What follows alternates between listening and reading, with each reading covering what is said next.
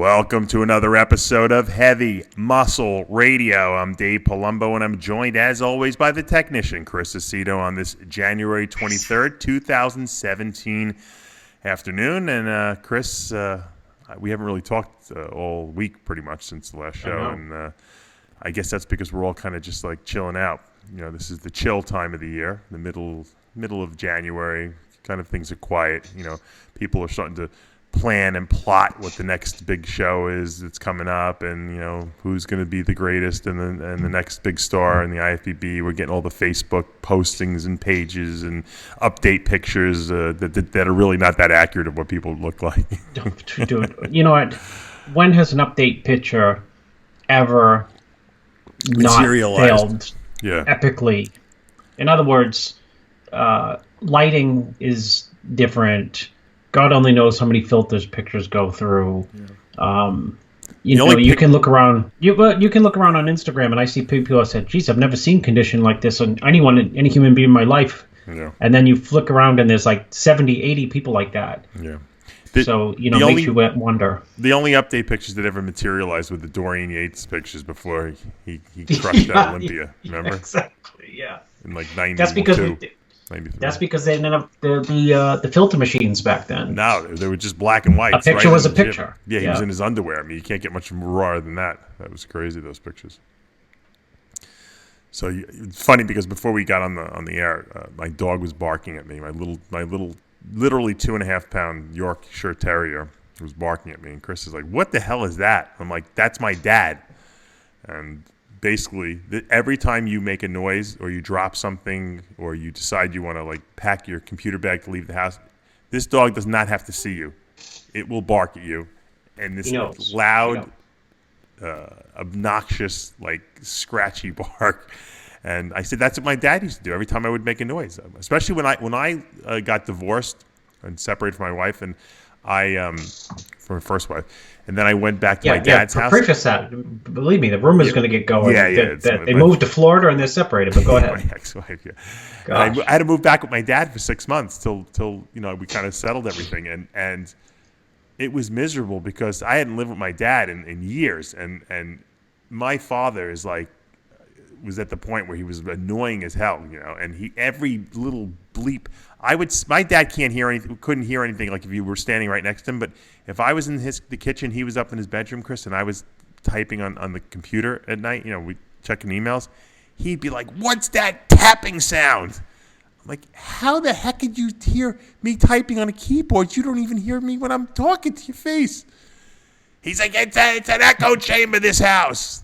So every time I hear the dog bark, every time I do something wrong or make a noise or drop something, it's like my dad. It's all over again. It's like I'm having. You should get right back to the keypad and regurgitate that period of time onto paper, onto the computer, and put together a sitcom because it had to be nuts, right? How big were you? And you were huge, right? Yeah. This was in the prime of my bodybuilding. I was tremendous, but I had to like tiptoe around the house. It was crazy. I couldn't wait to get out of there. I was like, this is nuts. This is why people don't live with their parents. I said, and this is when my father was completely coherently, fine. He just was, angry all the time. He was like in that like pissed off stage. I don't know. Hey, odd story about old people because your father has his faculties. I went to visit my father 3 days ago. And I understood that his friend, his name is Dickie, is there also. So it's for dementia patients. Right. And a lot of, when you see a lot of dementia patients, they're really disheveled. You just know, like 3, 2, 1, okay, something's up, right? So this guy Dickie was so bright, so smart, so funny, so on the ball mentally. When my sister told me he's in there too, I'm like, what? Right? Yeah. I haven't seen him for maybe 15 years. So I go to see my father, and I see the first person I run into is a side profile of Dickie. Mm-hmm. And the guy had not aged in like 15 years, doesn't dye his hair, and his hair's not gray. Wow. He's dressed the same as he didn't get heavy like a lot of people. Right. He's lean, and he's dressed like he always dresses, like debonair, like on the ball, sharp. Right. So I'm like excited. I'm like, Dickie. I'm thinking maybe he's up there because he's, you know, he needs rest or something. I'm like, doesn't know who Dickie, the fuck you are. Dickie. And he turns to me just like, you know, he would like 15 years ago. And he looked at me like with a blank. And Didn't it was the strange, no, had no idea. But it was the strangest, and I had to like feel him out like, no, you know me, it's Chris. He's like, Chris, yeah, Chris. But I realized that he just didn't know. He was just not there, really, right. you know. And but the, you know, disconnect is that physically, He looked great. you know, he looked unbelievable, no change whatsoever. So, you know, your dad's worth putting up with. Yeah. How old is Dickie? If you can remember why he's mad, he gets mad at you. Well, no, he doesn't get mad anymore because he doesn't remember anything. No, now he's great. This is going back, you know, 15 years, 20 years. How old is this Dickie? This guy's 8. This guy Dickie's 8. He's 80. Yeah, you know what? And that's when the dementia starts in the 80s. You know, I know he used to work at a grocery store because my wife used to manage that grocery store, and that's how she met him. That's funny. Yeah, exactly. And it was a big grocery store, and he, you know, the only coherent part when I went into his room and sat down with him and, you know, tried to have a conversation, the part that came out was, I'm trying to get better. And I said, oh, good, you know, I'm encouraged. He says, I got to get back to the grocery store. Yeah, that's like my dad. Which means it's probably like you know, he probably loved it because he was probably there for 40 years. Yeah. My dad's always thinks he's got to teach. He's always anxious. I got to go. I got to teach tomorrow. I'm like, nah, you don't have to teach. You haven't taught for 20 years. I said, well, you should maybe you should get a few people over there in chairs who look like they're college age and let your father get up there. I'd like to see what he would teach him. Wouldn't you? Yes. Like that. Why don't you rehash your refresh your English 101 or something? I want to hear the syllabus. What are you going to talk about tomorrow? I should ask him. So my dad doesn't do well with like sarcasm. My dad would be like, "Don't you fuck with me," you know. Like my dad would know I was fucking with him, even though he's demented. He would know I was fucking with him. He wouldn't. Well, then he's still on the ball. Yeah, he's still got some faculties left. Yeah, he hasn't done a seminar or taught anything to me on the phone yet. So I went into my turtle room. You know, you saw the turtles, my albino red-eared slider turtles, and I went to feed him this morning, and there was one missing, a big one. And so I came in and I said, "Man, there's a turtle missing." She's like, she thought, you know, like there was something wrong. Like I'm demented. Like I couldn't find the turtle in the tank. The tank is that big. I said, "No, the turtle's gone." I said, "I don't know what happened to it." I saw the really big one the other day, like almost like pulling himself out of the tank. I said, "I wonder if he jumped out somehow, got out." Now it's a pretty long fall, so we're thinking if he fell, he'd probably crack his shell, right? Yeah. So he would crack in half. I was looking all over like the Humpty garage, Dumpty. and sure enough, there he was walking around. She's like, I said, turtles don't need to be in water. I mean, they like to be in water, but they breathe from the air. I said, they're not gonna. It's not like a fish falling out of the tank. Listen, what you're failing to explain to people is that if he made it out the garage and made it another like 75 yards, there are non-domesticated turtles in that water everywhere. I'm sure, right? You do have huge turtles in the backyard, right? Yeah, but he's albino. He would stick out. He'd be eaten. I know, but it's just right. It's just like, you know, if you're in an apartment one day and you just hold up in that apartment, you know, there's people, you know, a mile and a half down the road and you haven't seen anyone forever. You know, you make your grand escape. Yeah. I guess so. Maybe he wanted to go out and see some turtles, some you know, smelling some pheromones. Yeah, he was just wandering around. Luckily, I put him back in. I washed him off and put him back into his little feeding tank that I put them in. I take him out and put him in a feeding tank every day, and he started eating. So I guess he's fine. But yeah, he was on the escape. Never had an escaped turtle before, but there's always a first time, I guess. Well, that's why. Well, no, Dave, that's why the first time I ever stayed at the New York house. And I laid in the bed, and I turned to the left, and I almost died. There was a snake in a tank, and I called you in, and I said, "What is that?" Because I couldn't imagine. I didn't know you had snakes back then. I only had one back then. I put my suitcase on on top of the. I said, "Can he pump himself out of that tank?" Now you're telling me turtles can't, but they did, and you said, "Oh no, you'll be fine." Yeah. Well, the turtles have no top in the tank. Suitcase on top. Yeah, the turtles have no top. I wouldn't put a snake without a top. They definitely would get out. So speaking of animals, I was at Yesterday we went to Mike Greenwell. I don't know if you know who. You're a New England guy. Do you know Mike Greenwell? He used to play for the Boston Red Sox in the 80s, 90s. Oh yeah. Even I know that. And I'm not a big Red Sox fan. Well, I'm not a big baseball fan, but he lives down here, and I guess he's friends with Amanda because they used to train at the gym together after he retired, and he has like a batting cage down here, and then he also has he bought this you would love this. He bought this crazy 300-acre strip of land, and he built a house on it for his kids and a house for himself, and then he subdivided it and sold. He made a lot of money on it, whatever. But he has about 90 acres left, and he has 1,000 head of cattle, grass-fed cattle, and he's got farms, and you can go there and you pick vegetables. Basically, you can take your little. Like back in the old days, you take your little bucket and you can pick whatever you pick. They weigh it and you pay for it. Mm-hmm. So actually, we met him as we were walking around. He drove past us and we actually were bullshitting with him. I think I'm going to do a sit down with him behind the muscle or live with the interview, which would be great because for people who don't know, this way I could be like Dan Solomon and say I hobnob with the baseball stars of. He almost won the American League MVP in 1988. He lost to Jose Canseco. If you remember that year, Jose hit 40 home runs and stole 40 bases. That was and had 40 barroom brawls. Yeah, exactly. That was the year that he kind of eclipsed Greenwell. But Greenwell had a great year that year. He hit 325. He had 22 home runs, 119 RBIs, but. What's Canseco doing?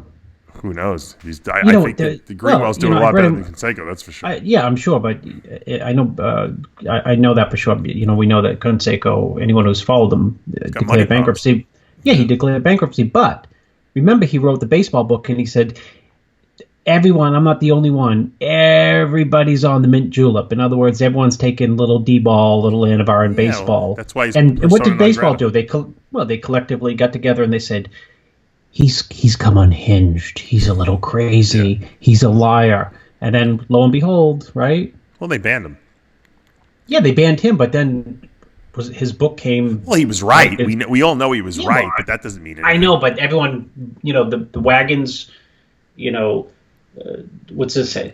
Everyone ganged up on. The reason Canseco wrote that book, and I've talked to him about it, because he was, for a while, hanging around the bodybuilding industry. GAT was employing him. The reason he wrote the book was because I guess he had failed a drug test or something like that, or I guess they just knew what he was doing and that he was getting it for all the players and telling them how to use it. So they said, you know what, let's get rid of this guy. So they wouldn't let him. They basically banned him from baseball without saying they banned him from baseball.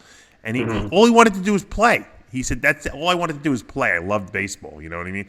And they wouldn't let him anywhere. So he said, "Fuck it. You know what? I'm just going to tell the real story of what's going on." And he spilled the beans. He went crazy. Yeah, but you know what? You know how it is. And then he became the rat. Once you're the rat, no one wants to be around you. And I guess all the opportunities kind of dwindled. Then he wound up doing that surreal world. He was doing some reality stuff. Oh, that's right. Then he was boxing people. Celebrity boxing people. It was just when you have to celebrity box Danny Bonaducci from the Partridge Family, you're pretty bad. Where is Danny Bonaducci? Did he? Is he still around or is he alive? He's still boxing people. Yeah, he's still boxing people. I didn't know if he's because he was popular for a while. Like when people realized, oh my goodness, he's back. He was a nutcase too, though. I remember watching the interview of him on Howard Stern. He had his own little show too. He was on it. He would talk about all the steroids he took. Remember they had like a reality show of him. His wife's like, you got to get off the steroids. Like he was like taking tons of them. He was like Bostin Loyd, Speaking of which, I'll talk to him about later. See, original programming, you have to get Bostin Loyd and Danny from the Partridge Family together. The box. And you can have not to box. Maybe Rich Piana could box Danny Bonaducci. That would be a good fight. That would be good. But you could also get, it could be a tag team match with all of them. But you could have Boston write out a cycle for Danny. I think, and plus, so you want to gain 3 pounds, 3,000 tests. Yeah. Okay. You want to drop a pound of fat? Okay, 400 Cytomel.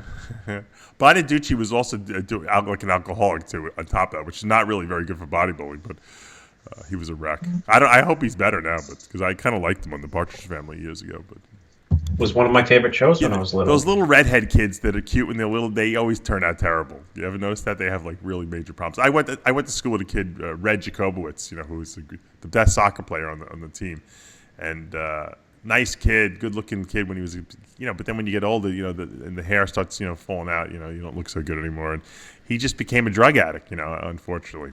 I hope he's still alive, but I know he wasn't doing too well for a while. But yeah, these redheads. But anyway, how did I even get into? Oh, so I'm at Mike Greenwell's farm, and we're picking fruit and strawberries and eggplant. I bought eggplant. I'm going to be like my grandma. I'm going to try to make eggplant parm later. Oh, one of my when it's made right, it's one of my favorite dishes ever. It's how you saute it. I'm going to saute it in macadamia nut oil rather than olive oil. Try it later. And what else do we do? Oh, they had a petting zoo there. So you know me with the animals, and Amanda's into this whole farm thing lately. Like she's like, we need more land. We need to have like a farm with animals. I'm like, I got a lot of snakes. I said, so they have these like mini goats there, the Nigerian pygmy goats. They're really cute. They're little. They're probably full grown, like the size of like a medium dog. They're really teeny. Mm-hmm. Not like the goats across. You've seen the goats across the way from me. I'm staring right now. They're bigger. They're a little bigger. Yeah, those are not mini goats. And so, they have the little ones there, and you can feed them, and they're so cute. And I have like Logan was like petting him, and they were licking his hand, and so we're like, we should get these mini goats. Now, of course, I'm on like a mini goat brigade trying to find out where to get these things, and they come to the best place if you want to find out about anything is go to Facebook, because there's definitely a Facebook group on everything that's out there in the world. Every topic. It's amazing. So they actually have Nigerian pygmy goats in Florida club or whatever group that I joined, but they still haven't accepted me, so I really don't know what's going on there. But I know they're having a county fair here in February. I might have to go out there and check out some of the baby goats. I know that Dana Lynn Bailey and Rob Bailey have the pygmy goats, and they breed them, actually. Maybe I can I'd have to go to Pennsylvania, though, to get some of theirs. That's too far away. Well, you could breed them with God only knows what, and right? A Dave Palumbo special, if you can. I found out something about Florida, though. Did you know, up in the north, especially where I lived, and probably up by you too, when you grow strawberries, every year they come back, and it's like a plant that comes back every single year. But in Florida, because there's no winter hibernation, the strawberry plants only last 1 year. They usually die I didn't know that. because of the weather, because of the humidity, and then they usually get diseased. So they have to replant strawberries every year. So Greenwell was telling me that he planted 30,000 strawberry plants this year. And I guess there's some kind of I guess they were getting it from Canada. And and you know how when you buy like little seed, like little whatever they would be called, little plants, they usually had a little bit of soil in the little trays. Well, that soil something was wrong with it, and so when he planted 30,000 of these things, and they grew terribly, and he sent the soil samples away to like the University of Florida to see what the hell is going on, because there was some kind of disease in them. And it turns out it wasn't his soil; it was actually the soil that the stuff came in from Canada. So the Canadians, Can he sue the company he bought it from? I don't know. That's a lot of plants to buy 30,000. Yeah, 30,000. So he's hardcore. He's a hardcore farmer. Yeah, he's got a serious farm. A lot of fruit trees, and you got to do a day in the life out there with him. I told him I'm going to come do it. His son and daughter-in-law breed quarter horses too. They're gorgeous. Oh, I know it's quarter. Yeah, they're really nice. So you'd love this story. His daughter was riding. She rode horses, and she in competition, and she met some guy basically like the Ed Connors of like the riding world, totally loaded, rich. And she was like, he's like, do you breed horses? She's like, no, I just ride them. She's like, I really can't afford it. I really, I have one, but I'm trying to train it. So he's like, look, he goes, I guess they were in school at the time, and he's like, when you're done with school, you come stop by my place. So make a long story short, the school, a year and a half later, she graduates. She's like, Mom, Dad, I gotta, before I, telling the Greenwells, I got it before I go back, to Florida, we gotta make a pit stop at this guy. He's like, well, it's 2 hours out of the way. They drive 2 hours out of the way with her horses she's got, and he's like, telling her how proud he is, and he's like, all right, you know what? Take your horse out. So she had this horse that really wasn't that great, and he takes her to the barn, and he shows her this horse that's worth $100,000, and he's like, now you're gonna start breeding horses, and he swapped her horse for that horse, and so she started breeding this horse, Chris, and she just sold like 4 babies from this horse had sired, $100,000 a piece or something like that. Wow. Made like $300,000. I mean, nuts. Yeah. So I mean, it's so crazy, you know. But the horse business. They need a protein powder to eat or anything. You know what? The funny thing is, when I actually went and looked at the horses, because they had this little horse show they had going on there, where this woman was teaching people how to, train your horses.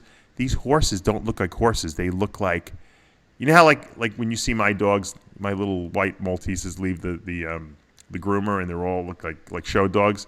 Yes. And then you look at like a dog running around outside and it's like the raggedy. Yeah. Well, that's the difference. Like the horses that you're normally used to seeing are not show horses. Show horses look like show dogs. They're immaculately groomed. They look like bodybuilders. They're like muscular. They don't have a blemish on them. It's the most amazing thing to look at. It's like, holy mackerel. These people must spend every waking minute with their horses, cleaning them and grooming them. And well, that's what that they do. That's what that's what passionate people do about whatever they're engaged in. You know how I know that, Dave? How do you know that? I mean, I know that there's you and I have, and everyone and people listening have hundreds of examples of that. But I went this past week and I met with this real estate guy who's like, he's kind of like the Trump of a certain area, and I mean, he's passionate about what he does. I've been in a lot of properties everywhere, all over, and I got a tour of his places. And I've never seen such obsessive detail. And these aren't condos; these are like rental units. Right. That you and Amanda would move into any one of their with Logan and the snakes. In a snap of really? Nice. Yeah. And I mean, they cost a fortune, of course. Right. But the ability, some of them are like 17 years old, remodeled, and they look like they were remodeled last week. Wow. You don't even know the questions that ask, like, how did you keep them in this condition for 17 years with people living in them for 17 years? Right. Some of them are brand new, just built. But it's details, right? Those, quarter horses, look, I guess bodybuilding too, detail. It's when you're passionate about something and you put all your energy into it, and we do that with bodybuilding and dieting people, and I do it with the supplements I produce. You produce a good product. That's really what it amounts to. That's why I always tell people, find what you love to do and do it. Don't worry about how you're going to pay your bills, in 10 years. Because I guarantee you, if you're doing something that you really like and that you're putting all your energy into it, you will find a way to make money from it. I promise you. I know it sounds like my dad would say, it's wishful thinking, and my dad doesn't believe in that. That's why my dad never really achieved what he wanted to achieve, which was to be a writer and, make a living from it. But you got to believe. If all you're going to think about is the doubt and not achieving, then you're never going to achieve it. You got to immerse yourself in what you love and just do it. Do it, whether it's playing video games, whether it's making peanut butter sandwiches, or, I've seen some of the silliest things that people have made a ton of money from because they just poured all their innovation into it. Mm-hmm. That's what you got to do. And you're right. You can't have doubts, and you have to just believe in it. I know it's hard because I know people tell you you're crazy, and I've had people tell me that about RxMuscle and Species. You're never going to make money from it. You're wasting your time. All right, fine, great. I'm still in business. I'm still paying my bills. I'm still doing well. So there's some suffering. Not everything happens quickly. You got to just, basically stay alive. That's what I tell people, Well, Steve Jobs faced a perfect example. He faced bankruptcy. Bill Gates gave him a big loan. Yeah. And, Steve Jobs, when they were trying to come up with the iPhone, would come into people and he'd scream at people because he'd say, I want a phone that makes coffee you can shave with and it has a GPS and takes pictures and people said, okay, we can't do it. And then they'd come back to him and say, we can do it, except it's going to weigh like 200 pounds. He says, no, it has to fit in your pocket. We'll figure it out. Yeah, it was great that he didn't have to figure out anything himself. He just found people who figured it out. Yeah, I know, but the audacity to have that type of vision, right? I mean, it starts with the vision. The vision is harder than figuring it out. It would really be a greater story if he sat down and actually figured it out himself. But I understand he was a facilitator. He found a way to make people do stuff. He cracked the whip. That was one of his things. I always found it I always found more pleasure with actually being the guy who had the hands-on initially, so at least I knew what people were doing. Like, in other words, I don't have to edit every video on RxMuscle, but I've edited most of the videos initially. So when Johnny edits, I know what he's going through, and I know what he's doing, and I know how long it should take him and all that stuff. So whereas when Steve Blackman would tell me, hey, go put the video up, and he wouldn't know anything about the video editing. So how could he tell me, how could he, really understand what the process was? So, but yeah, Jobs he was definitely a visionary, that's for sure.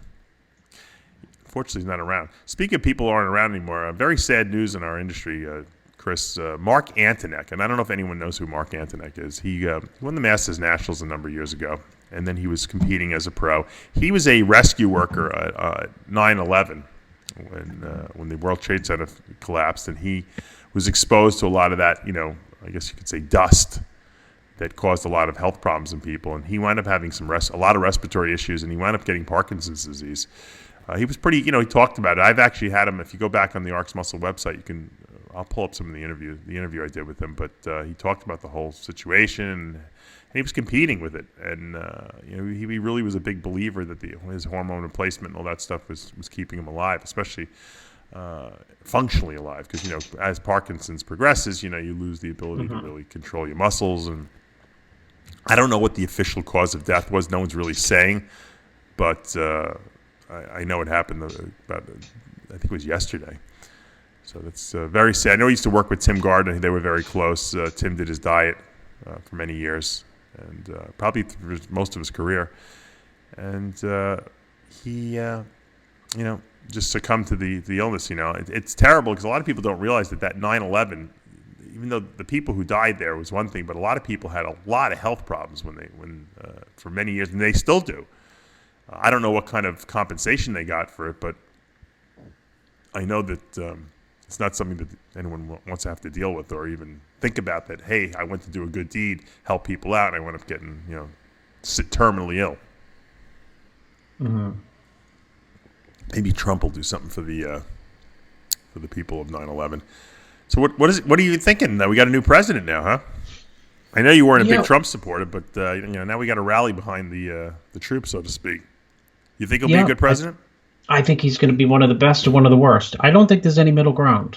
Yeah, I believe this. No, because it's look, when he started to run, someone asked me, we might have talked about it on the show, is he going to win? And I said he's either going to get smoked right off the bat or he's going to win. Because he's not a middle ground. Take real estate, okay? He's either going to go big or go bankrupt, and that's what he's done, right? Yeah. I mean, he went huge. He had lots of bankruptcies and lost his shirt early on. He lost the Plaza Hotel. He lost the USFL. He lost 4 casinos.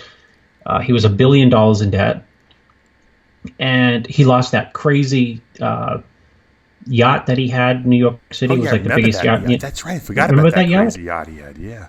And I mean, he lost all that stuff, ALL. And then he went, slingshot the other way to the extreme and unconventionally, right? So I think he's going to, the policies are going to pan out that way, which is everything that he enacts is either going to work or it's, not going to work. I don't think there's going to be like a middle road, like play it safe, right? No, yeah, he's going to roll There's the dice. not going to play it safe. And so when it comes to like dealing with,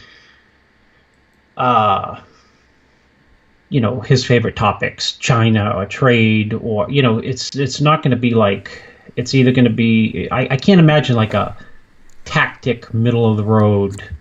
I think he'll be good with that. I think he'll be good with the economic stuff because I think that he understands business and he's a tough business deal with. He's not going to be like pussyfooting around, and I think he won't give away free money to people and like that. So I think in that respect, I think he'll be good.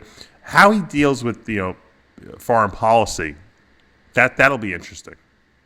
I know it's all tactical too, but it's. There's a military aspect of what's going on. I don't know how he'll be. I'm assuming he's going to surround himself with some great advisors. So, it's easy to make good decisions when you have good people around you. A lot of presidents have surrounded themselves with morons, like George Bush. Surrounded himself with idiots. So, I don't Terrible. see Trump as surrounding himself with dummies. I'm sure some of them will be his cronies that he owes favors to, but I don't see him surrounding himself with dummies. That's for sure, because that would make him look dumb. Yeah.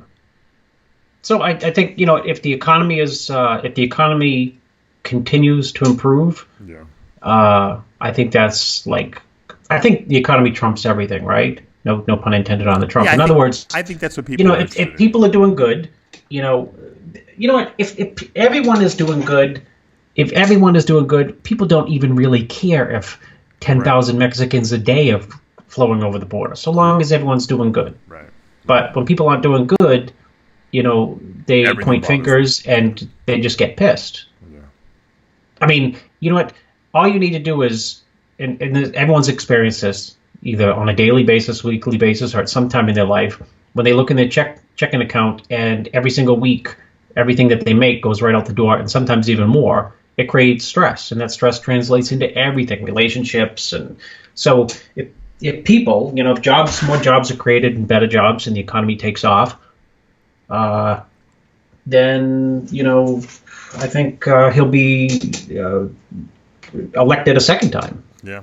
I'll tell you one thing. If the economy takes off and he does well in 4 years, whoever runs against him is going to get smoked out of the water. Yeah, it'll be interesting. Hopefully he won't go senile, because he is in his 70s. Right? I know, 70. He's older than Reagan was, and Reagan kind of was losing his mind at the end of his 8-year term. So, if he lasts 8 years, Trump, it'll be in his 80s. His wife may be running the country by then, for all we know, like Nancy Reagan was. Yeah. She was. Nancy was getting the astrologers to come in and she didn't work with her. Decisions, she did. Yeah, right? I know. Yeah. Before she would make decisions, she would get astrologers to come in and confirm whatever she thought. Obviously, something worked over there. It's like pin the tail on the donkey. Yeah. Trump. What do you think about all these? You know what's going to be better, Dave, is all the little wars, not the real wars he gets into, but all the little wars he gets into that he can't stop picking, whether it be with, the Meryl Streep. He's, there's going to be people to criticize him that he's just going to continue to bash. Yeah, he can't. He can't ignore it. He can't ignore it. He's got to. No, I know the political figures. Wait to the political figures. It looks like he's set up for a little war with John McCain. You think they'll take his cell phone away from him? You'll be like, look, Donald, you can't tweet. They'll never. They'll try, but he'll say, no, I'm the president. Executive order. I'm tweeting all night long. It is kind of bad. Like, the president gets pissed off at something. Usually they don't say anything. Trump goes on Twitter and tweets. Unbelievable. He probably will have the most followers of anyone in the world, probably, after. Well, maybe we should bash him like crazy on the show, and then he can finally say some little radio show that I hear someone's been listening to. It's always been terrible, and then you can get more listeners. Yeah, true. Palumbo's terrible. Stick with the turtles and the snakes. Yeah, there's a funny video clip going around that people have been texting to me. And Dr. Bob sent it to me first, and I actually believed that it was real, because coming from him, you never know. But it's like you click on the link and it's Trump calling him. It's like it's the cell. It's like the iPhone call, and you see Donald Trump as the person calling. I said, Bob, don't tell me you got Donald Trump's cell phone. He goes, nope, but I might soon, because I guess Dr. Bob is hoping that he gets elected for the President's Council. What is that thing, though? Physical fitness? Physical fitness, or... He should. If anyone's qualified, he's a doctor of sports medicine for how many years? He started the anti-aging, society. He should be the guy that they put into that position. I know Arnold. Who is it now? Who is it on? I don't even know who is it. I don't know who it is. Who is it? Who is it? Not sure. I mean, it was right. Haney once, right? Arnold I don't once. I don't think they always fill it. Sometimes it's empty, but Dr. Bob should definitely be picked. Believe me, there's no one more qualified than him, and he would do a good job. He would do a superb job of it, because he would really be into it.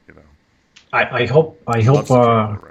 I'm not sure when The Apprentice with Arnold's the second episode is on. Is it tonight or last night? I don't watch TV. You know why, Chris? Well, I know, but Trump already I don't have internet. Criticized Arnold for his crappy ratings. I don't have anything. I don't have internet. I don't have cable TV. Oh, that's right. I'm living like in I'm living in the farm. Nature. You just got like tomatoes and strawberries and horses. I have an alligator that's been visiting the property, not on my side, on the other side of but it's close enough. I mean, Amanda sees it every morning when he basks. Well, your property essentially is connected by water with which would be the highway for that alligator. Yes. Oh, he could definitely come onto my property. We haven't seen him yet, but on the property. But he's across the way. Absolutely. He's small. He's about 4 foot long. But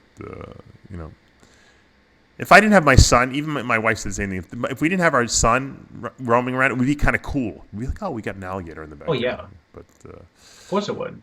But we'll see. We'll figure. I'm going to figure it out. He's not. But you have a human. You have an animal with big teeth that will eat people, especially small people. Yeah. In your backyard. Yeah, not a good idea. I'm going to build a little fence, maybe. I haven't decided. Then I got to figure out where we're going to put the goats. If we get the goats, we got to build like a goat. Like I got to corral it in. I'm thinking if I wanted to get tortoises too, so maybe I could put the goats and the tortoises together in the same pen. You know the good thing about goats? You can put them all in the same pen. We can send my kids down. You can rope them off, pen them off. And on Saturdays, they could charge like $5. Yeah. Instead of a lemonade stand, they could charge $5 right. To like kids in the neighborhood to come in and pet them. If you lived down the block from me, your kids would be, they would be at my house all the time, and I'd have daily them working. I'd have them cleaning snake tubs and be paying them. They would be loving it. They do anything for a job. They don't, you know what they do to me? They want big jobs. They don't want like these $3 jobs. They're like things that they don't even know like what they're talking about. They said you need like you need sheetrocking done. I'm like, how do you even know what sheetrocking is? I would have your sons running the computer. I would have him on a computer. I'd be like cataloging all the snakes and putting them into giving them ID they would cards. Love that. Yeah, they would love that. Then they come back to me and be mad because they'd say Dave is giving us all work and you're just giving us chores. We got to get the Aceto family out to the Cape Coral, a couple doors down. We got to have you develop that land that's 3 doors down from us because we need you as neighbors. But as my wife said, I would never get anything done if you lived down the block from me. Yeah, I would nothing, zero. I'd always be talking to you. Nothing would get done. We'd be drinking wine on the front porch. We were there for just the afternoon, I said, good thing we shoved off to head back to Miami because, nothing would get done. Yeah. So this past week we had you couldn't make it for Iron Debate, so I was trying to figure out, who can possibly fill the Aceto shoes, and I figured the only person who could actually do it would be Bostin Loyd. So we got Bostin Loyd on Iron Debate. It was one of the more popular ones we've ever done because obviously. What was the subject? Boston's good. I think Boston's very good on. Well, we talked about this once. The first subject I really wanted, and for those of you who haven't seen the show, you can go on our RxMuscle.com or you can go on the RxMuscle YouTube channel and check it out. But I really wanted you involved in the first question because there was an Iranian woman who was posting pictures on her Instagram of her bodybuilding. She's a bodybuilder. Yeah. And they arrested her. Because in Iran, you're not supposed to show violation of body or anything like that. But you know what? To me, I think it was wrong because she wasn't walking around the streets like that. She was just posting pictures from an athletic competition she was in, and they were not inappropriate. I'm sure the Iranians felt they were inappropriate because you're not supposed to show any skin. And the question was basically: are they right? Is it their that's their law? Or should something that should be changed? I don't know. I just felt it wasn't an appropriate arrest.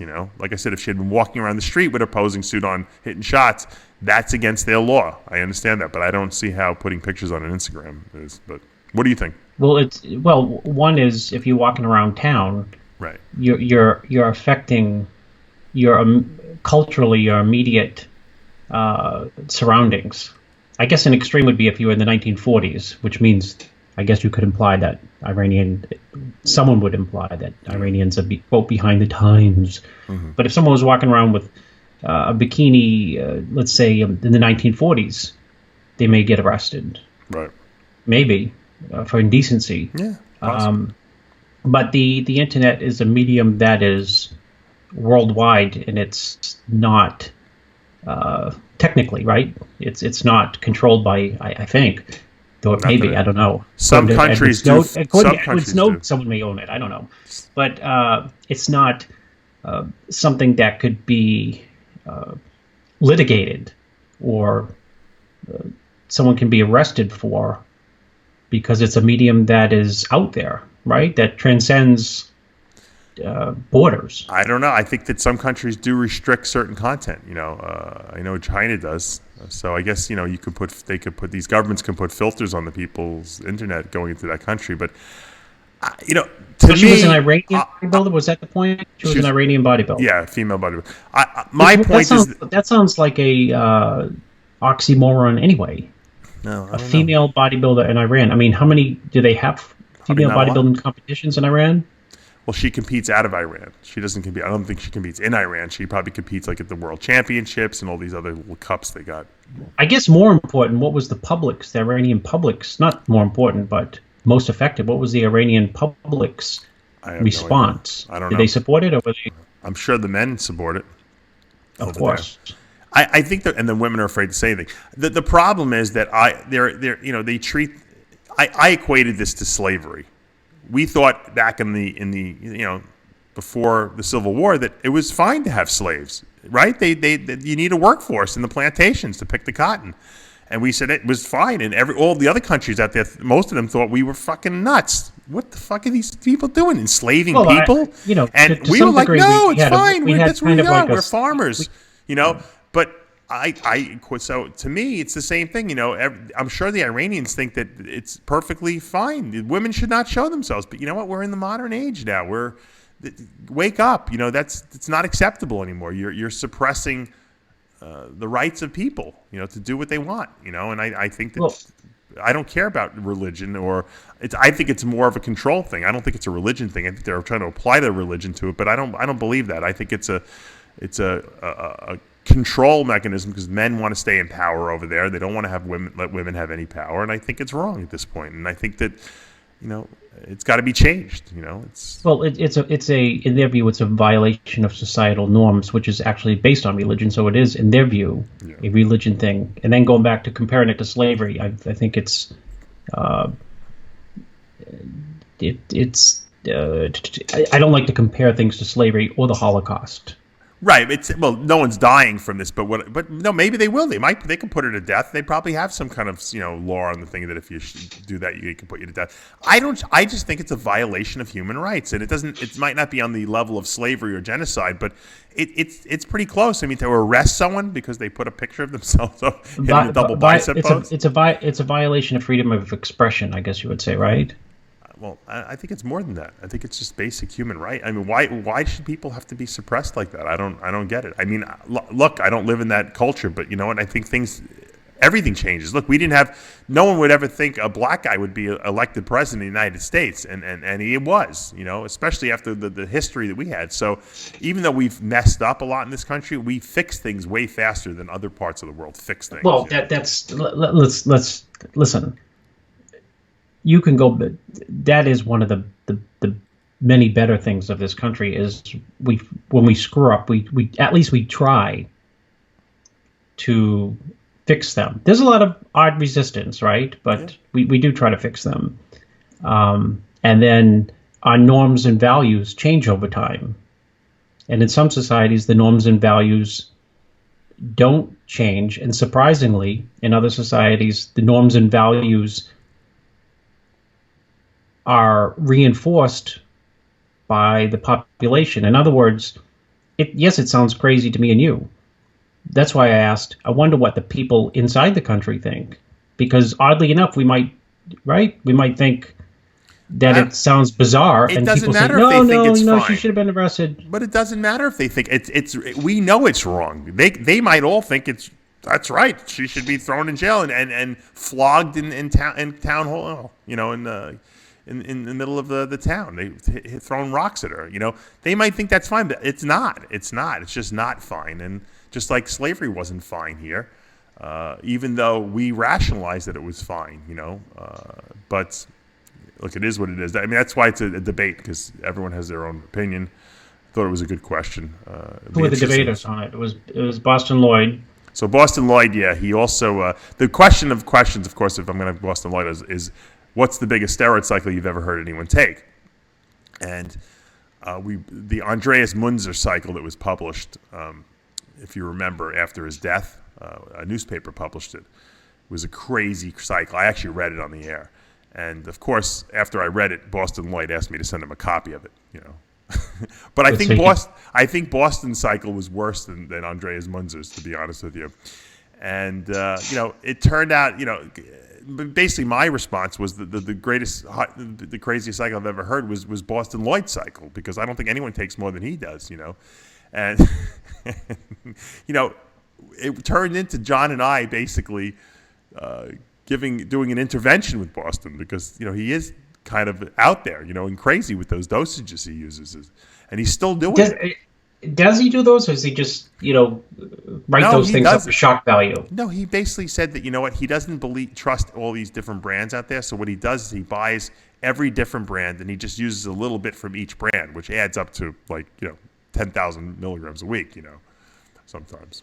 But he thinks it might be only 1,500 because everything. Right. And he's taking 25. So you have to put an asterisk next to a cycle. It's 10,000, but he thinks it's only 1,500. Exactly. There's no human being that I know that takes more than he does, and that was my answer to the question, basically. But I guess the question is, how small would he be if he wasn't on the biggest cycle? I don't know. Yeah, he claims that he doesn't want to compete anymore because he has a torn pec, which he actually took his shirt off and on my behest and showed us the torn pec, which really didn't look that bad. But he wants to be the biggest father who goes to pick his kids up at school. That's his goal now. So everyone's like, "Oh man, your dad's jacked." That he wants. Right? Does he have a kid? Does he have kids? No. Okay. That's his next, I guess, foray. I said the only problem is, Boston, you're not going to have any kids on that cycle you're taking. That's the problem. Yeah, well, that was the whole point. The bewilderment was when I asked, "Does he have kids?" I was, it's really, So that means the stuff that he was taking, if he has no kids, the stuff that he was taking, rest assured, was real. Yeah, right, exactly. Because if it wasn't, then maybe he's a young guy, right? So yeah, he's in his 20s. He should have plopped one out by now. Yeah, he's asked me for advice on how to the baby making protocol, and I'm like, he's like, it's not working. He's like, I'm doing exactly what he said. I'm like, because you're still on gear. I said, you got to go off the steroids. I said. He's like, no. He goes, there's a lot of guys out there to get the I knew he was going to say that. Because there is a list of people. Yeah, there's a list of a lot of people. Yeah, I said, but you know what? I said, you're not black. I said, most of them are black. I knew you were going to say that. Because it's true. I don't know any white guys who've gotten I know a lot of people. I don't know any white guys who've gotten their girlfriend or wife's pregnant while on a cycle.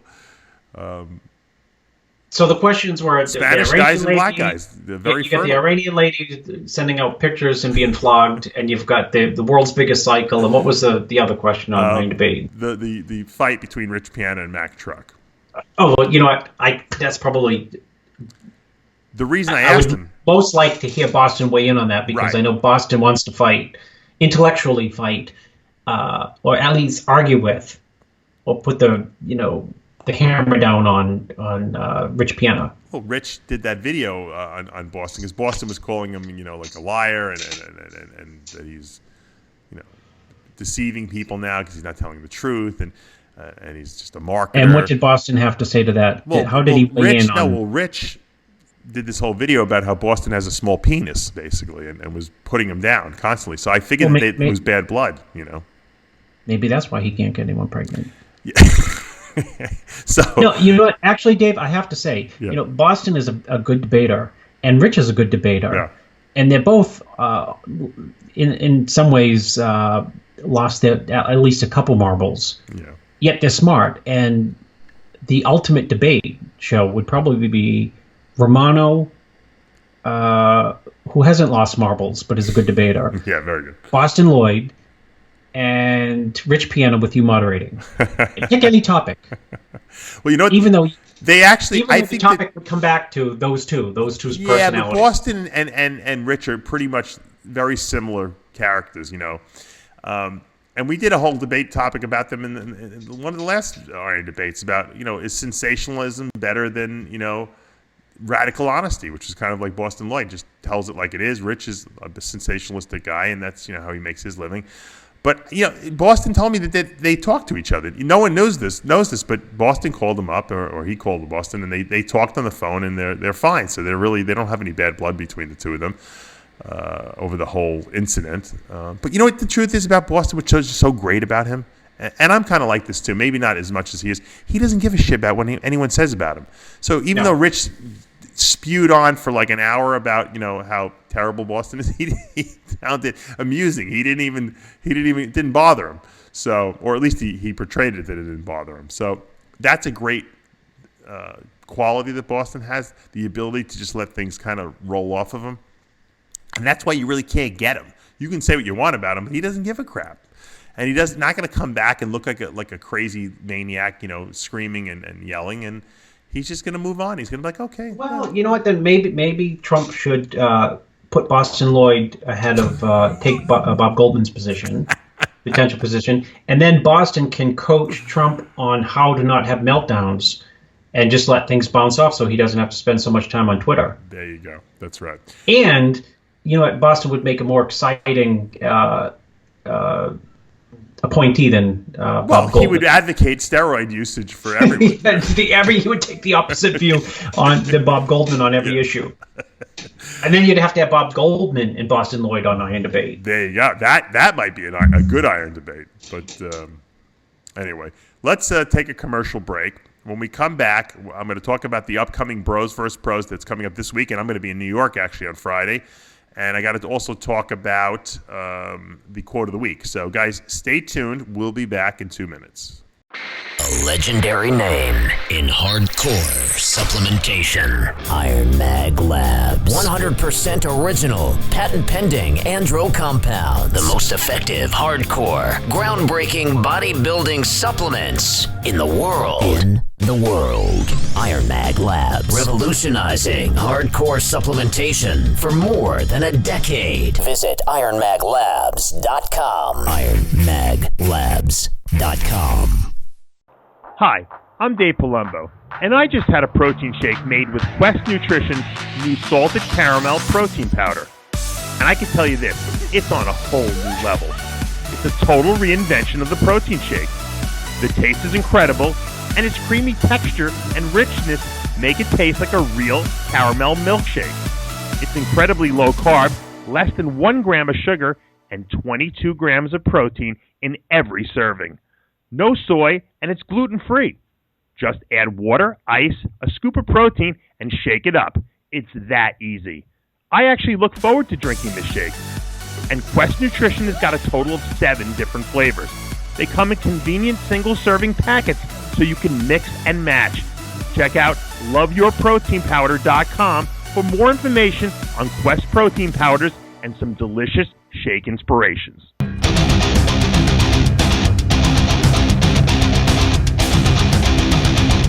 Welcome back to Heavy Muscle Radio. I'm Dave Palumbo, talking to the technician, Chris Aceto, on this lovely January 23rd day. And we have a tornado watch here, Chris, today, supposedly. It looks really nice out there right now, but, it's the calm before the storm. There could be some tornadoes setting down. I'm hoping they're going to miss my property. I don't need any drama.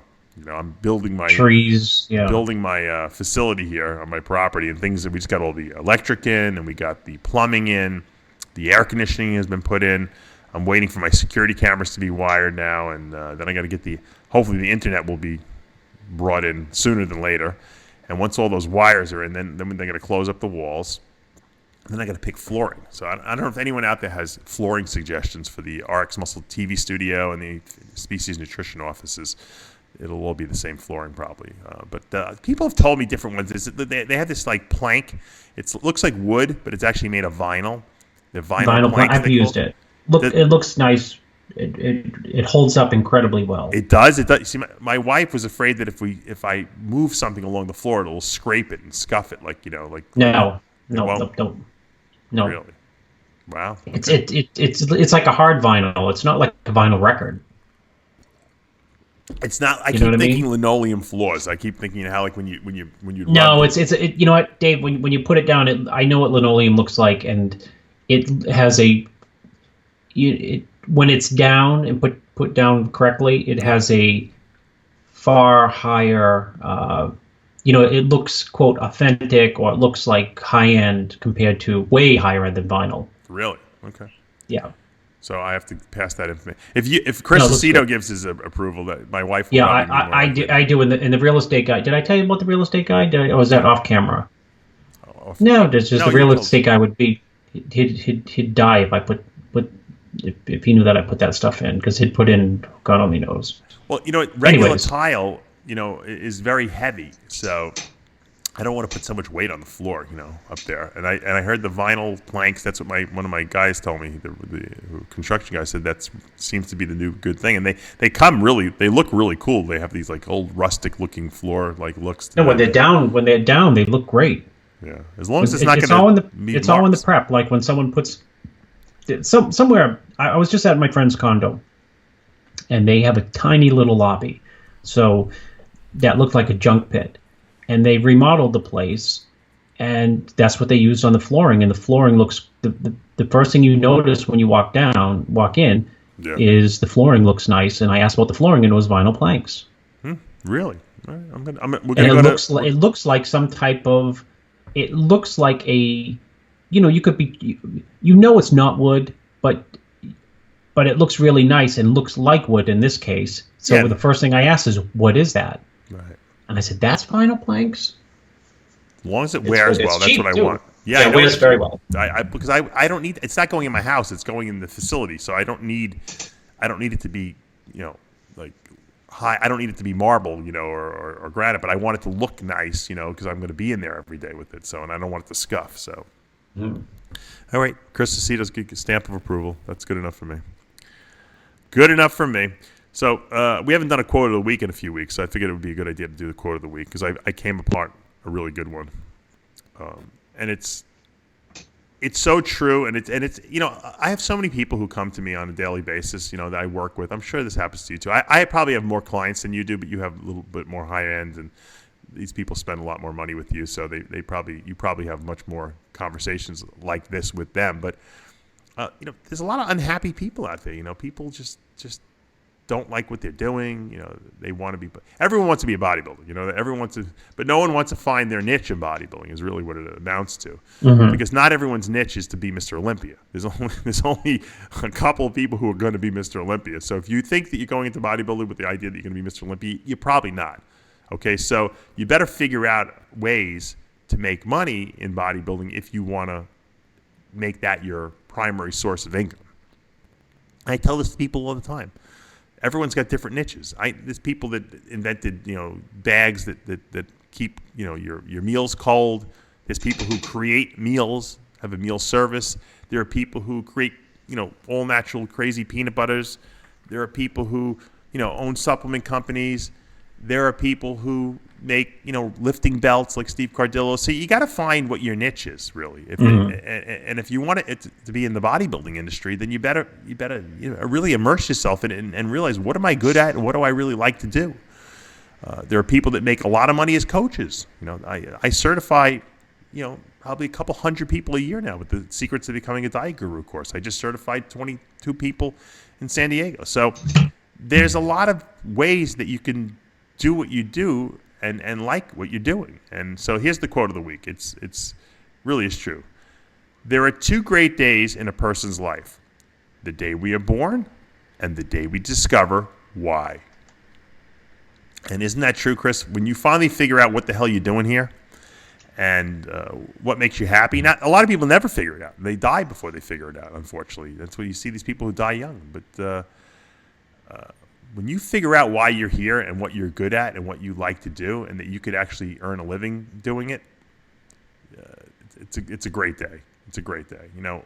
Bodybuilding for me, and maybe you can give your own story, but when I discovered bodybuilding and really immersed myself in it for the first time, this was probably 1988, 89, somewhere around there. I had just really stopped running. It's my last year in college, and I started, buying all the bodybuilding magazines because I'd worked out before that and I liked it, but I really wasn't hooked on it where I wanted to compete or anything like that. When I realized, and I started immersing myself in reading all the magazines, and I would read not only the magazines, I would read the ads because I wanted to know all about protein and whatever supplements they were selling of the day. I wanted to know everything about it. And then I found Bill Phillips' anabolic reference guide where it talked about all the steroids and all the drug stuff in there. I mean, there was nothing I wanted to do more than pine upon this information. I said, you know what? Mm-hmm. I got to find a way to do this, as my profession. At the time, I was just gotten into medical school, so I didn't know where I was going. I thought I was going to be a doctor, but I just knew that I was I was in love with this thing. And I just knew that was going to be something that I didn't know how it was going to happen, but I knew that was it. And it was such an awakening for me that I found something that I was so into, other than, going out to eat, so to speak, that it really was a great day in my life. I believe it. And I'm sure you had an aha moment like that at some point in your life. Yeah, I mean, in terms of bodybuilding, or in terms of anything about what you wanted to do with your life, what you wanted to, what was going to make you happy, Well, you got to have some level of internal contentment first. I think that's important. Not necessarily, but it helps, right? Right. And then in terms of building a niche in bodybuilding or real estate or anything that you're doing, snakes, you of course you need to try to make money. But if you fill a need and help people, the money's going to come, period. Yeah. Period. I have no, in an apartment, I always tell people you should have no, people can't understand it, but I always tell people you should have no desire to make money. You should just have a desire to provide a really rock solid place for someone to live. And then that person is going to come by and they're going to rent that place anyway. And then it's going to provide the income to be able to do what you want to do, which is provide a quality place to live. Before we came on the air, I was telling you, Dave, about someone I met. He's out of his mind.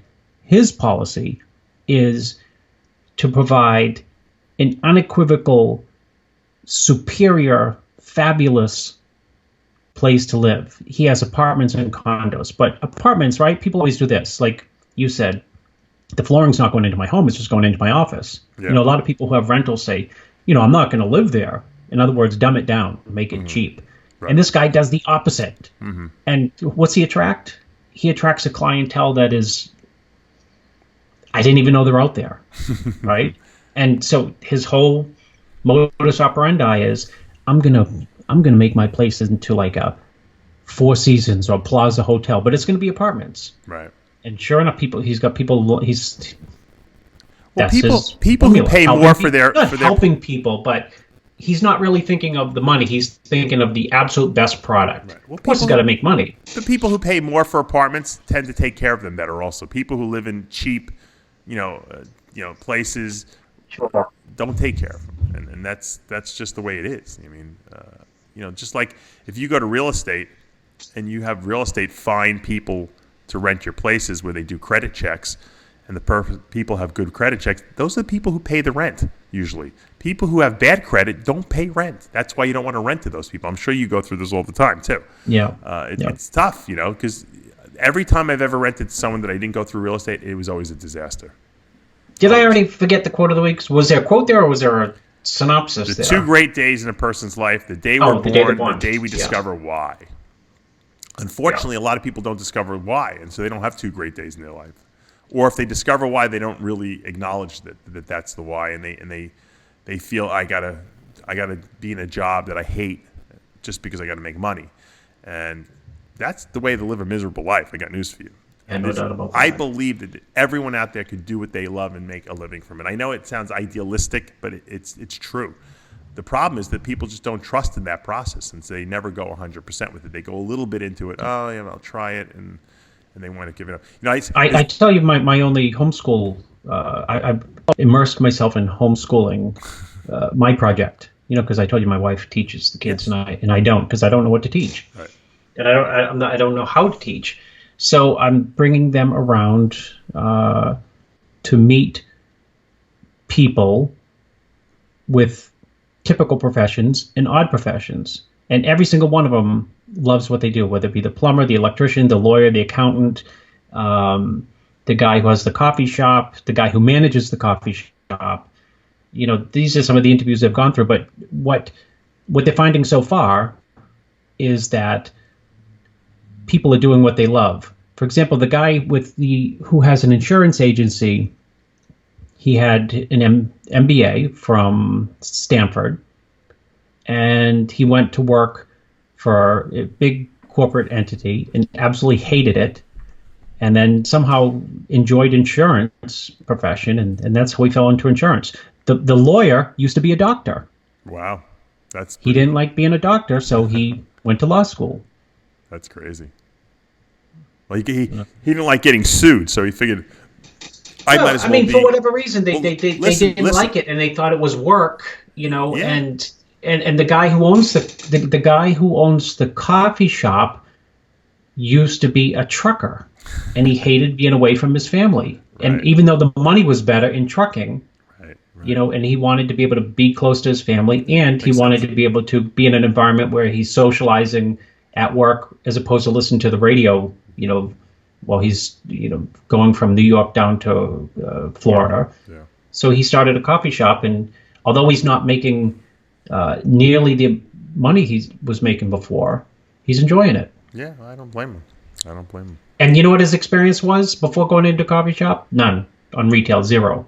He just jumped into it. Yeah, you got to follow your intuition. Your intuition is never wrong. I've never made a bad decision when I based it on my intuition. I've made bad decisions when I didn't base my decision making on my intuition. So there's like an inner knowing. Your body knows what it wants, and you got to just kind of just allow it to come out. Dave, that saying right there is so spot on. So many times I ask people, when we're talking about different things, they'll tell me all the facts and the figures and the figures and the facts and this and that, whether it be a relationship issue or a business issue. And I always come back to this. What's your gut say? Yeah. Some people say, I don't know, which means they can't listen to their intuition, or they don't know their gut. And other people say, well, my gut says no. And I said, then you know what? Don't do it. Right. Or they say, my gut is screaming yes. I said, then do it. Mm-hmm. I agree. 100%. 100%. So hopefully you guys will get something out of that quote of the week, because it's a good one this week. And I will be in New York on Friday. It's funny because I'm only going to really be there one functional day, because I'm going to be there Friday, and then Saturday's Bros vs. Pros, and then Sunday I leave early in the morning. So I got to see my dad on Friday. So I have like 600 things I'm jamming into Friday. I got like a million things. If my flight's delayed, I'm done. Basically. Well, snow. Hey, ice is snow, right? That's. I hope it's not going to snow. Everyone's telling me it's warm there now. I better not snow on Friday. So I have a million things planned. I haven't decided where I'm going to stay at. I'm deciding if I should stay in a crappy hotel like with Johnny, or a nice hotel. But I think I might go for the crappy, because there's always been this like hotel by my old office, that I always looked at. It was like, I think Bostin Loyd actually stayed there with Ariella one time when he came up. Like it's like an Econo Lodge, and I'm like, you know what? I'd like to stay in this hotel. It can't be that bad, It's crappy looking, but I want to rough it in there. So I think I might stay there. I'm deciding. I want to stay near all my old dives, like Taco Joe's. I have to go check that out. I haven't eaten there, obviously, since November when I left. I have to eat at Sushi Village for dinner. Maybe you can get an Airbnb. Airbnb. I don't want to stay in anyone's house. I'd rather stay in a hotel. I like to have. Well, a lot of people, with Airbnbs, they just buy something and they make it into like a mock hotel room. Oh, they do? Yeah, they don't live there. Yeah. They bought it exclusively for, a rental. Right. So I think I sold my house, my rental house, Chris, despite the fact that when the inspector sabotage. Yeah, my tenants are like trying to sabotage. There's this kooky woman there, and she's lifting planks up and showing people, like trying to like make it look like the house is like falling apart, even though it's not. And it's funny because when the inspector came, she's like, "Oh, that bulkhead is in terrible shape," and like, what does she know about bulkheads? So they sent the guy to look at the bulkhead. They sent a special guy to look at the bulkhead. And he's like, well, it's not terrible. It might need to be redone in a couple of years, but it's functional now. So the people were trying to get me like to say to pay for a new bulkhead. I'm like, go scratch your ass. I'm like, because you know what? The price I'm asking for the house is very, very reasonable. And so they said, all right, no problem. So luckily, I thought I was going to lose the sale because of this woman, and I didn't, thank God. But we'll see. Right? So far, it looks good. So once I sell that house, I'll be out of New York, financially at least speaking. Well, maybe you go stay with the ex-tenant or the soon-to-be ex-tenant. I have an apartment down that I had kicked the guy out of, and the guy was sneaking back in there because I hadn't changed the locks and was sleeping on the floor. So the guy upstairs did me a favor and changed the locks for me. And then he moved his desk, because he's in school like now, he moved his desk down and he's smoking cigars in the apartment downstairs. I can't even believe it. I'm like, look, I'm trying to sell the house. I'm like, I know you guys don't want to leave, but can you please get the fuck out of the apartment, He's like, well, I hope you didn't pay a lot to have this place painted. It doesn't look that good. I said, well, I don't care. It's the principle. I don't need you down there putting more smoke, on the walls and smelling it up. It's so funny how people just rationalize the things. So, what else? Oh, so anyway, so I'm coming in on Friday. On Saturday, we have Bros vs. Pros 29 at ProFit Gym in Deer Park, New York, hosted by Alex Luca. Big Jerry Scalise is going to be there. And I'm going to actually have Alex and Jerry on the TV show on Tuesday. We'll have a little live interview with them. Because not only are we going to have the Bros vs. Pros there, we're going to have she's doing a whole big free food and kind of open house day over there. It's a great gym, and they throw a great little. I think they get to cater the food in, actually. Hopefully from Chris Bottolato's Deli, maybe, who's a guy who trains there every day.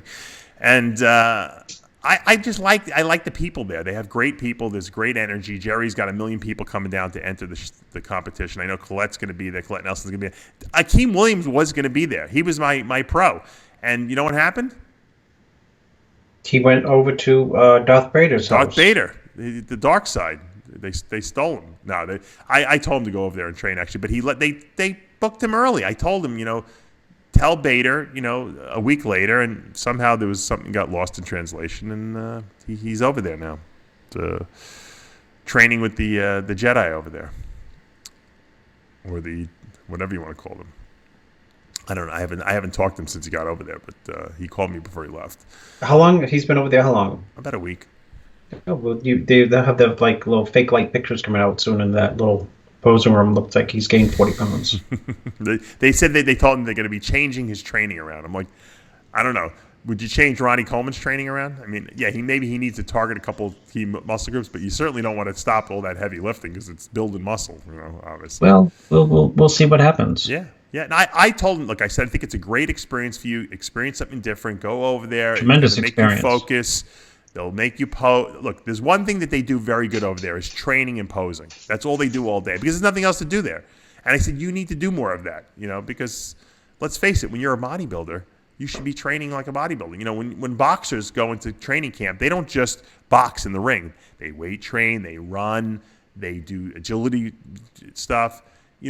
There's a lot more to it. And I think that for bodybuilding purposes, you almost need like a little camp, like to focus some of these guys. Some guys are very focused, like Jay went for his therapies and posed and did all the stuff he had to. But a lot of people are not as disciplined as a Jay Cutler.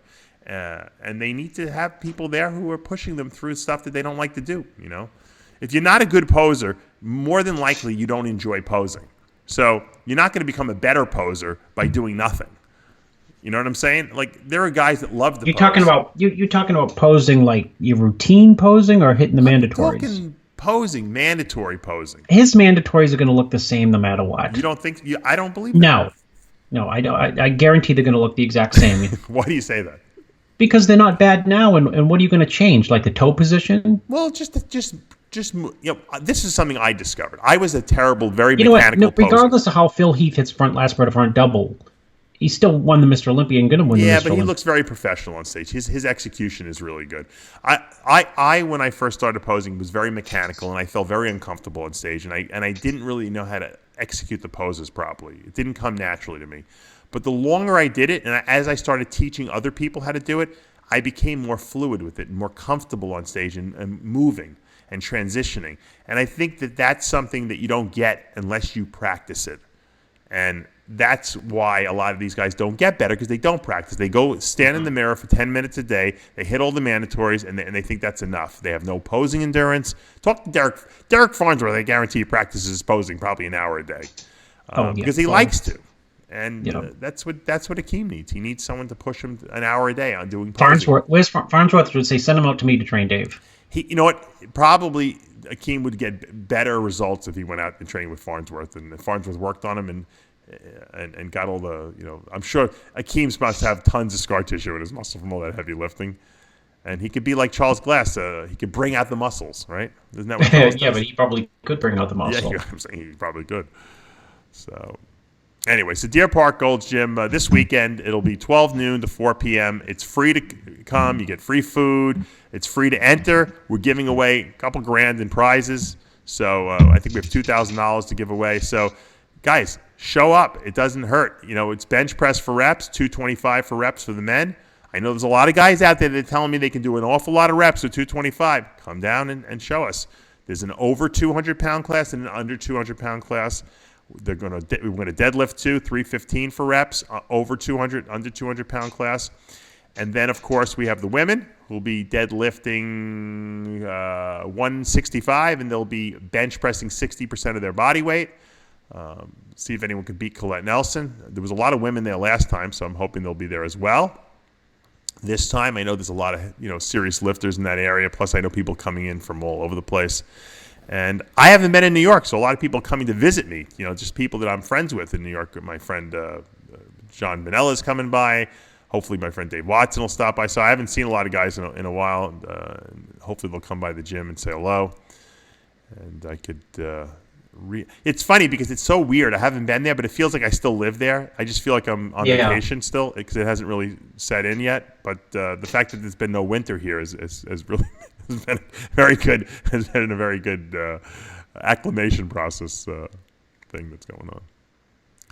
Our YouTube channel, Chris, has been growing by leaps and bounds. We are only a couple hundred subscribers away from the 70,000 mark, which I wanted to hit by the end of the year, but we're going to hit it a little late. That's okay.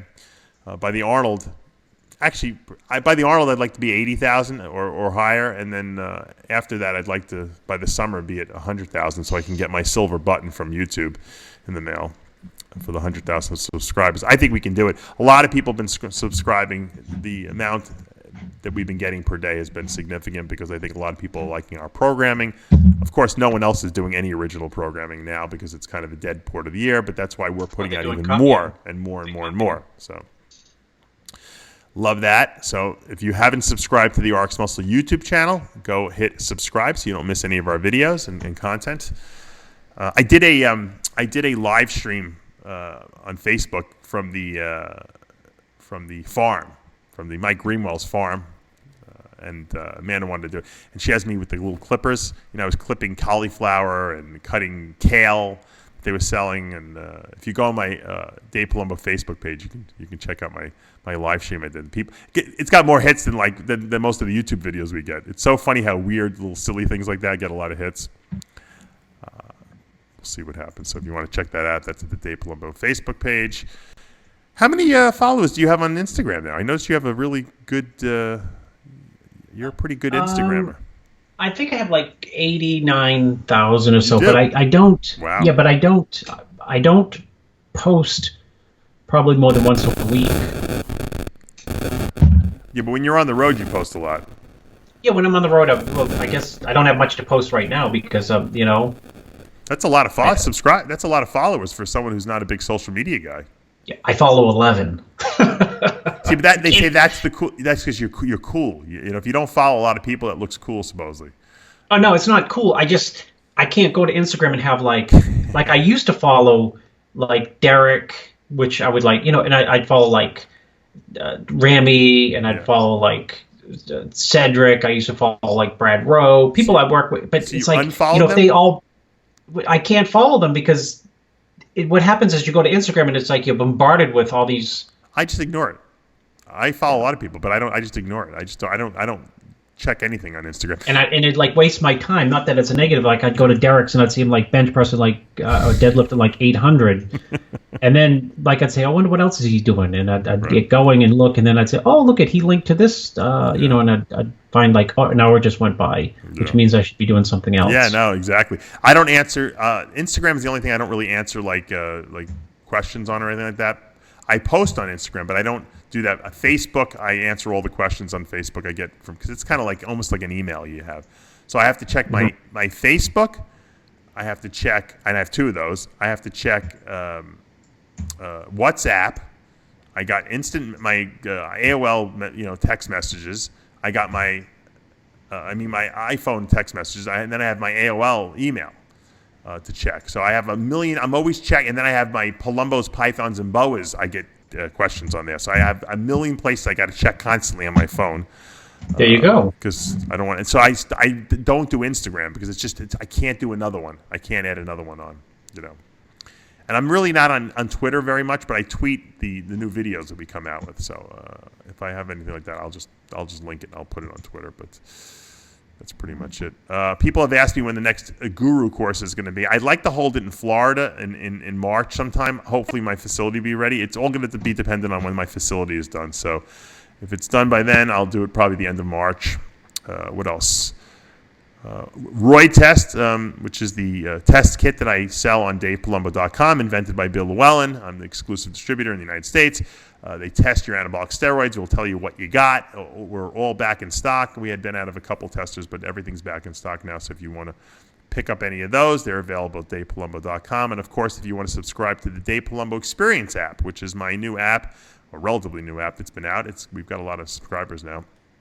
It's pretty much a place you can go to find all the writings I've done over the years, all the muscular development articles I've written, everything I've ever written about anything, as well as all the videos that I've done. So sometimes it's hard to find all my videos on all my seminars and all the stuff I do because it's all over the place. This is one coherent place. Plus, I put all my protocols on here, my diet's on there. There's constantly every day new stuff being posted on there, workouts, so you can get a new workout every week if you want.